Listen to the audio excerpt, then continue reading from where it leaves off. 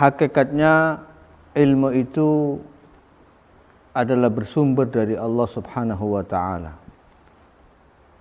Qul innamal ilmu indallah, sebagaimana difirmankan Allah Subhanahu wa ta'ala dalam surat Al-Ahqaf, juga dalam surat Al-Mulk. Ar-Rahmanu 'allamal Qur'an, khalaqal insana 'allamahul bayan.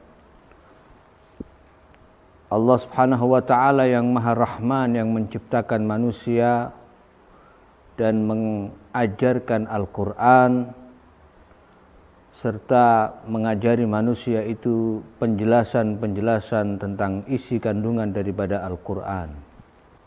Dan ilmu yang diberikan Allah Subhanahu wa ta'ala kepada manusia itu hanya sedikit sekali dari samudra ilmu Allah Subhanahu wa ta'ala. Wa ma utitum minal ilmi illa qalila. Dan tentunya ada banyak cara seseorang untuk mendapatkan ilmu. Dan cara yang wajar atau cara yang standar, yang normal adalah mempelajari ilmu itu sesuai dengan tingkatan-tingkatannya dan prosesnya.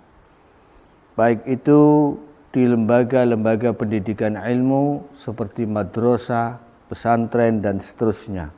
Ada banyak sekali kisah-kisah tentang para ulama-ulama besar yang memperoleh ilmu karena mujahadahnya yang luar biasa, kesabarannya, ketekunannya dalam mencari ilmu agama, sebagaimana diceritakan banyak sekali dalam kitab Safahat min Sabril Ulama ala Syada'idil Ilmi wat Tahsil, karya Abdul Fattah Abu Ghuddah. Namun demikian, ada juga beberapa orang yang mendapatkan ilmu dengan cara-cara yang tidak wajar. Misalnya ada ilmu ladunni, al-ilmul ladunni, sebagaimana yang dialami oleh Sayyiduna Al-Khadir, Nabi Khidir alaihi salam, yang difirmankan Allah Subhanahu wa ta'ala, wa 'allamnahu min ladunna ilma.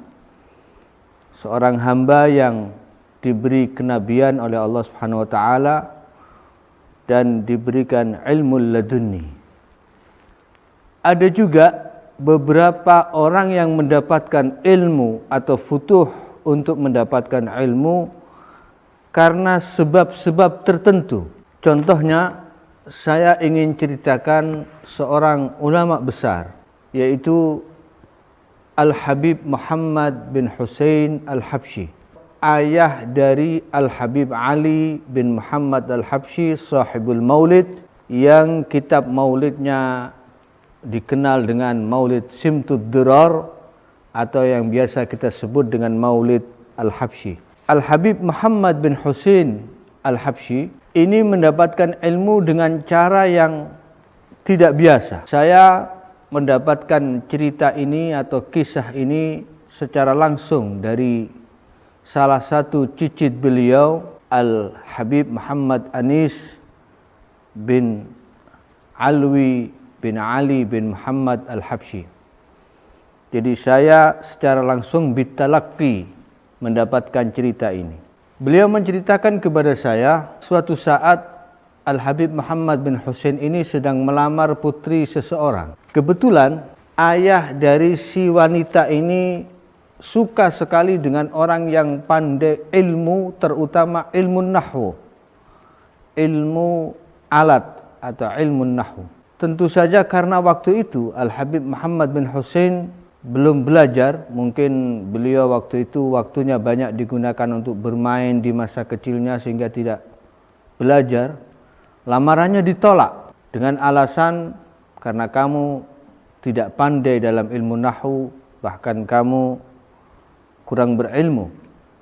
Ternyata hal itu menjadi satu motivasi, satu pendorong semangat untuk beliau gara-gara lamarannya ditolak dengan alasan karena beliau dianggap tidak pandai dalam ilmu nahwu dan tidak menguasai ilmu, menjadi sebab beliau kemudian belajar, menghabiskan waktunya ke sana kemari belajar dari ulama yang satu ke ulama yang lain.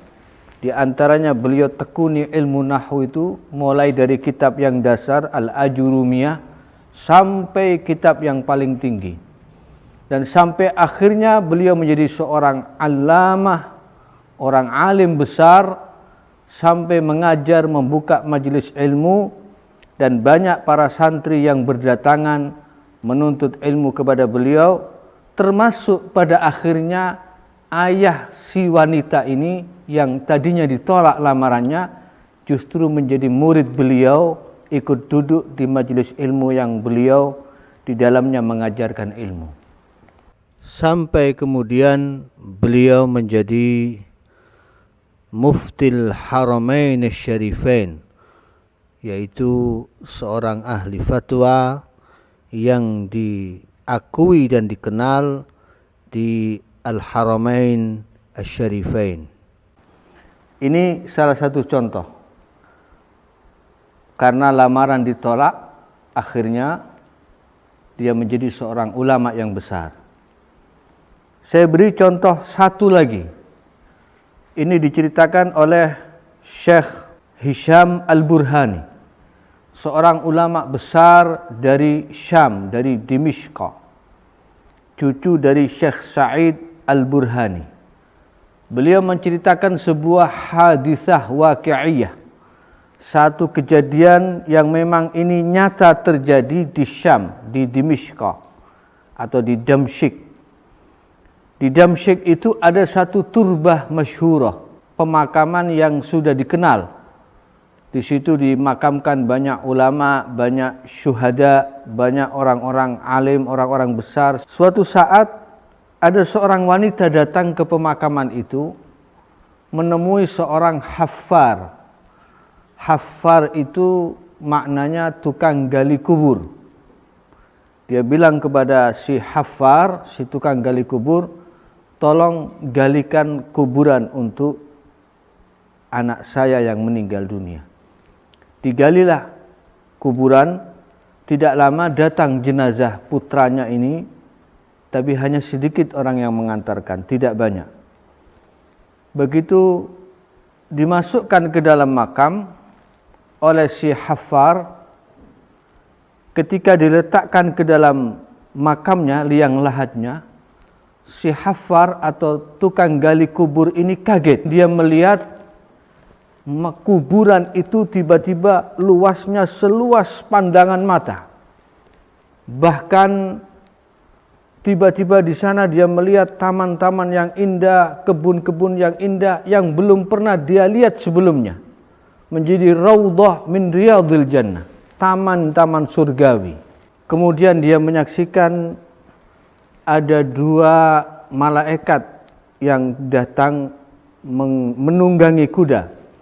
Malaikat ini langsung mengambil mayat itu. Seketika itu si haffar atau penggali kubur ini langsung pingsan. Sampai kemudian si wanita ini pergi meninggalkan. Tiba-tiba ada beberapa orang yang kemudian berusaha menyadarkan tukang gali kubur itu. Sampai dia terbangun dari pingsannya.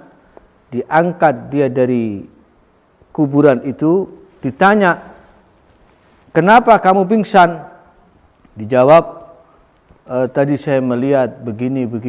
Diceritakan apa yang dia saksikan di alam kubur itu. Orang-orang menyangka, mungkin orang ini lagi sedang berhalusinasi. Atau pikirannya lagi nggak waras, mungkin lagi stres. Nggak ada yang percaya. Kemudian setelah beberapa bulan pasca kejadian itu, wanita ini datang lagi kepada si haffar. Masih haffar yang sama, masih tukang gali kubur yang sama. Minta digalikan satu lubang lagi kuburan. Setelah itu, seperti kejadian sebelumnya, datang jenazah, datang mayat, tidak banyak yang mengantarkan, dimakamkan. Haffar ini, tukang gali ini masuk ke dalam kubur itu, kemudian dia melihat hal yang sama seperti yang dilihat sebelumnya pada mayat yang sebelumnya. Makam itu menjadi taman surga, raudhah min riyadil jannah. Tetapi sebelum dia pingsan, dia segera bangkit dari kuburan itu, dia cari wanita itu. Wanita itu sudah jalan kira-kira beberapa meter, dikejar, ditanya sama si tukang gali kubur, "Anda siapa dan dari mana?" Kata wanita itu, "Untuk apa kamu tanya-tanya? Saya ini sedang mendapatkan musibah." Ditanya, "Siapa mayat yang saya kuburkan?" "Itu dua-duanya anak saya. Hanya selang beberapa bulan saya kehilangan 2 anak." "Lalu untuk apa kamu tanya?" Si Haffar ini bilang, "Ya, karena saya melihat ketika saya memasukkan ke dalam kubur, anak kamu tiba-tiba kuburnya menjadi taman surga." Dia ceritakan semua yang dilihat itu. Kemudian ditanya, "Amalan apa yang dilakukan oleh kedua putramu itu sampai Allah Ta'ala memuliakan sedemikian rupa?" Dibilang oleh si wanita itu, "Anak saya yang pertama itu talibu ilmin, seorang santri penuntut ilmu. Dia sehari-harinya belajar menuntut ilmu. Adapun anak saya yang kedua najjar, dia tukang kayu. Dia kerja cari kayu, dia jual. Kemudian hasil dari jual kayunya dia nafkahkan kepada saudaranya yang menuntut ilmu." Jadi yang satu menuntut ilmu, yang satu membiayai saudaranya yang menuntut ilmu. Akhirnya si Haffar, tukang gali kubur ini menjadi sadar bahwa karena inilah Allah Ta'ala memuliakan keduanya. Detik itu juga dia tinggalkan profesinya sebagai tukang gali kubur. Dia datang ke Masjid Jami' yang terkenal di Syam, di Syria, di Damsyik, di Dimishq, yang bernama Masjid Jami' At-Taubah. Di situ termasuk dimakamkan juga dan pernah mengajar juga kakek dari yang menceritakan ini, yaitu Syekh Sa'id Al-Burhani. Kemudian dia datang ke situ kepada seorang ulama, dia minta mau belajar. Ketika dia bilang mau belajar, ditanya, "Apa sebenarnya yang membuat atau mendorong kamu untuk belajar? Padahal usia kamu sudah dewasa, sudah kurang lebih 40 sekian atau hampir 50 tahun." Dia ceritakan kejadian yang dia alami di pemakaman itu. "Saya melihat begini. Kemudian dia ceritakan jawaban dari ibunya. Maka hal itulah yang membuat saya menjadi ingin mendapatkan kemuliaan Allah Subhanahu wa taala dengan menjadi seorang penuntut ilmu agama." Dibilang, "Boleh kamu belajar, tapi harus dimulai dari awal." Dia bilang, "Enggak masalah, yang penting saya belajar." Dimulailah belajar dari awal. Mulai pertama kali dibaca itu kitab Al-Ajurumiyah, kemudian kitab-kitab yang masih dasar. Dia belajar terus setiap hari, tidak henti-hentinya, bahkan dihafalkan kitab itu. Kitab-kitab itu matan-matannya dia hafalkan, kemudian dia pelajari. Tidak lama dia mendapat futuh dari Allah Subhanahu wa taala, dan akhirnya Allah Ta'ala berkehendak dia menjadi seorang ulama yang besar. Dia menjadi orang alim besar, min kibari ulama'i Dimishq, termasuk pembesar ulama Damsyik, yang dikenal kemudian dengan sebutan Asy-Syaikh Abdurrahman Al-Haffar. Jadi belakangnya ada Al-Haffarnya, karena dulu mantan Haffar, mantan tukang gali kubur. Dan seluruh keturunannya, semua yang jadi ulama, selalu di belakangnya ada panggilan Al-Haffar. Termasuk yang terakhir adalah Syekh Abdul Razak Al-Haffar. Dua kisah ini saya kira cukup menjadi satu gambaran bahwa ada banyak cara Allah Subhanahu wa taala membuka seseorang untuk bisa mendapatkan ilmu, mendapatkan futuh dari Allah Subhanahu wa taala. Ketahuilah bahwa ilmu itu adalah cahaya Allah taala. Ketika Imam Syafi'i pernah mengalami bebal dalam menghafalkan ilmu, kesulitan dalam menghafalkan ilmu, beliau mengadu kepada gurunya, syakautu ila waqi'in su'a hifdhi fa arsyadani ila tarkil ma'asi wa akhbarani bi annal ilma nurun wa nurullahi la yuhda li'asi. Aku mengadu kepada guruku Waqi' tentang hafalanku yang buruk, maka kata Waqi', dia berkata, ilmu itu cahaya. Cahaya itu tidak akan diberikan kepada orang yang ahli maksiat. Beliau mengadu tentang hafalannya, bukan diberi nasihat apa-apa, nasihatnya cuma satu, tinggalkan maksiat, kata Imam Waqi', karena ilmu adalah cahaya Allah dan cahaya Allah tidak akan pernah diberikan kepada orang-orang yang ahli bermaksiat. Demikian, mudah-mudahan bermanfaat.